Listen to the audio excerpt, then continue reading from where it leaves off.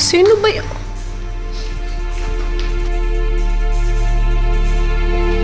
Oh, Jenna! I'm inspecting my property. Ididimanda kita, trespassing ka. Ini-inspect ko lang po yung pamamahay ko. Wag ka nga pumasagad, dyan ka na nga lang eh!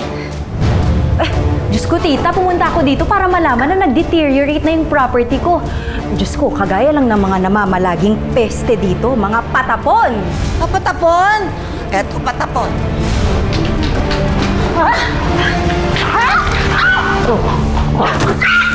Oh my God! Walang hiya mo talaga, Jenna ka!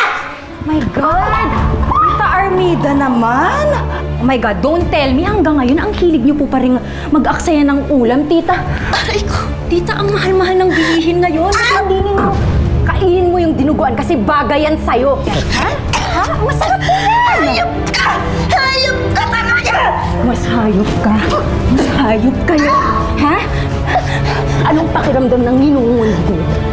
Ang nguso nyo na parang basahan, ha? Tama na! Hindi man lang kayo naawa nung ginawa niyo sa amin to ni Ate Mabel? Kainin mo yung dinuguan kasi yan yung bagay sa'yo. Napakaitim ng budhi ninyo!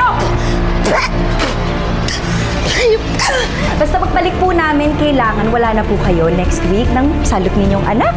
Happy cleaning! Kuya, tara na. Jenna! Oh, yung isang may-ari pa ng bahay na to. Maawa ka naman sa amin. Wala kaming malilipatan ni Mama. Oh, anong gagawin ko? Arvin, hindi ko na problema yun. Ang laki-laki ng katawan mo, gamitin mo, pati yung mukha mo. Ba't hindi ka magtrabaho, Arvin? Ha? Don't tell me, batugan ka pa rin ngayon. Kakahiya ka naman. Jenna, alam ko malaking kasalanan ko sa'yo. Pero alam mo naman kontrolado ako ni Mama.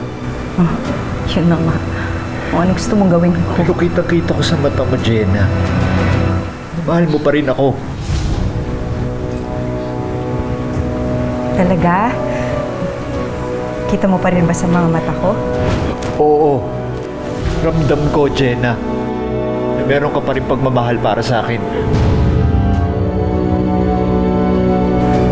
Sige. Bukas magkita tayo sa Allure Night Club. 9 a.m. Sige na, Arvin. 9 a.m. Kuya, thank you.